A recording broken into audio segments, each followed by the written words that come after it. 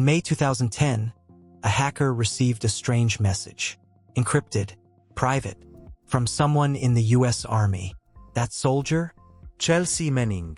She had just leaked 750,000 classified files, Logs, diplomatic cables, Helikopter-Ganzhip-Videos.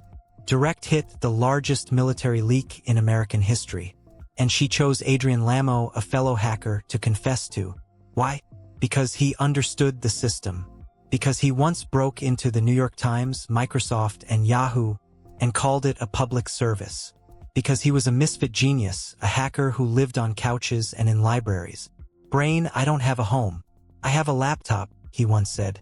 But Manning's confession? It was raw, emotional, scared. She thought she could trust Adrian. What she didn't know was that Adrian was already thinking about the FBI. In less than 72 hours, Adrian made a choice. He saved the chat logs. He called federal agents. And he turned in the biggest whistleblower of the decade. The internet went to war. Was Adrian Lamo a traitor? Or a patriot? Some said he saved lives. Others said he sold out a broken soldier for a few minutes of relevance. One tweet read, "Speech balloon. The guy who used to sleep under bridges now sleeps next to betrayal." But Adrian, he never apologized. This is not the story of a hack. It's the story of a choice, of trust, and betrayal, of a man who couldn't be defined even in death. Adrian Lamo, the homeless hacker who exposed Chelsea Manning. Real hacks, real consequences. The Cyber Legends series continues. Before the betrayal, before the chat logs, before the FBI knock on the door, there was just Adrian. Born in 1981, Adrian Lamo moved constantly with his Colombian-American family. He was quiet, withdrawn, brilliant, but out of sync with the world around him. At 14, he was diagnosed with Asperger's syndrome, a form of autism that gave him deep focus but made social rules feel foreign. His obsession? Systems, networks, the hidden architecture behind how things worked. By 16, he was already hacking, not for power, not for money, but for understanding. "Brain, I didn't care about owning the system," Adrian once said. "I cared about learning it." But Adrian never fit into the normal world. He dropped out of high school, never went to college, no steady job, no address. He became known as the homeless hacker. Adrian wandered from city to city, couch-surfed, slept on the floor of hacker collectives, spent hours in internet cafes, libraries, and 24-hour diners with free Wi-Fi. His backpack held everything he needed: a laptop, a notepad, and dreams of reshaping the digital world.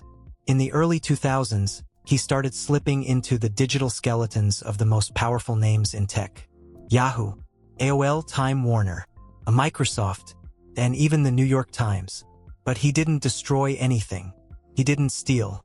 Instead, he often emailed the companies themselves and told them how to fix their vulnerabilities. He wasn't a black hat. He wasn't fully white hat either. He was a gray hat, drifting somewhere between outlaw and guardian. But genius without structure can become unstable. And Adrian Lamo was never chasing glory. He was chasing belonging, in a world that never quite made room for him. That need for connection, that desire to matter, is what would later make him trust someone who needed help. And then, turn her in. In the early 2000s, while most hackers were chasing fame in underground forums, Adrian Lamo was quietly breaking into America's most powerful digital empires. But he wasn't doing it from a bunker or some high-tech lair. He was doing it from library computers, public cafes, and borrowed laptops. Laptop Computer 2002, Microsoft, one of the world's most secure tech giants. Lamo found a hole. He slipped in, mapped internal servers, and sent a friendly message to Microsoft's security team. "Speech balloon.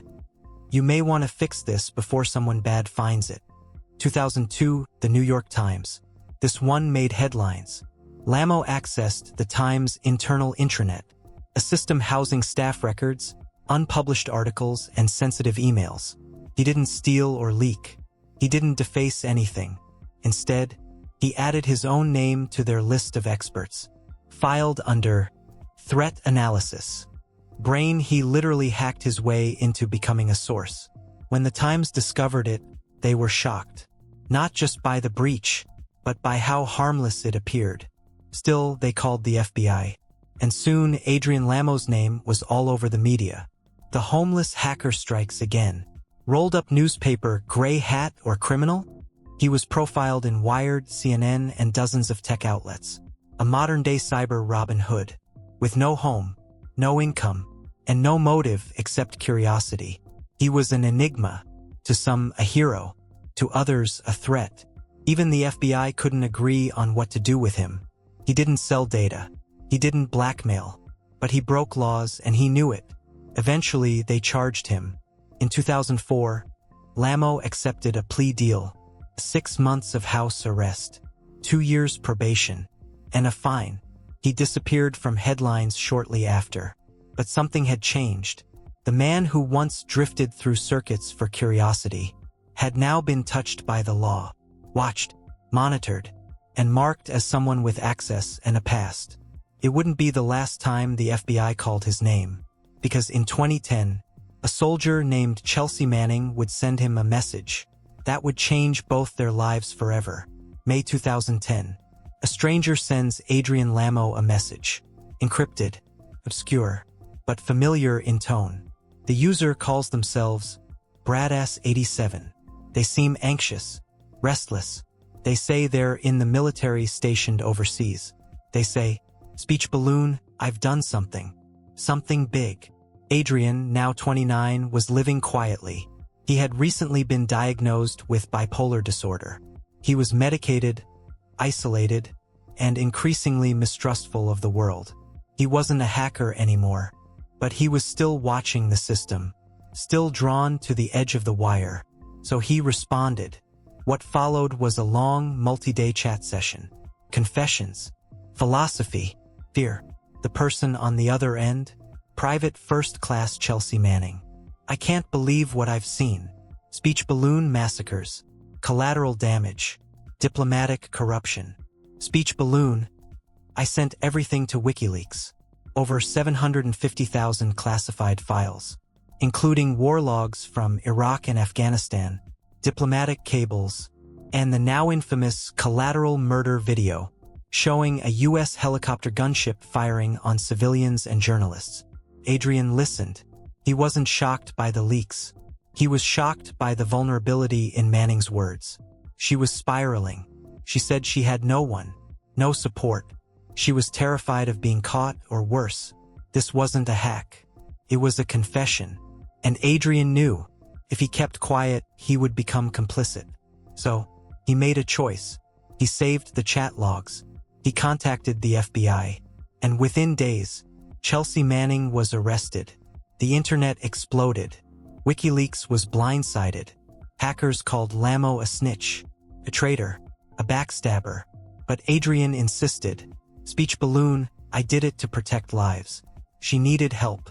And I wasn't going to let people die over this. Chelsea Manning would go on to face court-martial and be sentenced to 35 years in prison. She served 7 before her sentence was commuted. But her arrest began with Adrian Lamo. One message, one decision, a digital confession that triggered a historic fallout. The moment Adrian Lamo handed over Chelsea Manning's chats to the FBI, his life changed. Forever. He didn't vanish into protective custody. He didn't walk away quietly. Instead, he faced the full fury of the internet. The hacker community, once fascinated by him, turned on him. Fast. They labeled him a snitch, a traitor, a government tool. Speech balloon, you betrayed one of your own. Speech balloon, you sold her out. Speech balloon, enjoy being alone. Forever. WikiLeaks condemned him publicly. Activists doxed him, revealed his personal info, harassed his family, flooded his inbox with death threats. He lost friends. He lost trust. He lost the last few spaces where he once felt like he belonged. Lamo tried to defend himself. He did interviews, wrote blog posts, insisted he acted out of conscience. that he feared lives would be lost if the leaks spread uncontrolled. Speech balloon Chelsea Manning wasn't just leaking secrets. She was breaking the system without a plan. But no one cared. He was the man who turned in the whistleblower. In the digital age, there's no deeper betrayal. He grew more isolated. His bipolar disorder worsened. He stopped appearing at conferences, rarely left home. He said in one interview, "Speech balloon, I'm scared all the time. Of people. Of my own mind." He wasn't afraid of the government. He was afraid of what the internet had made of him. The once revered homeless hacker had become the most hated man in hackerdom. But the story wasn't black and white.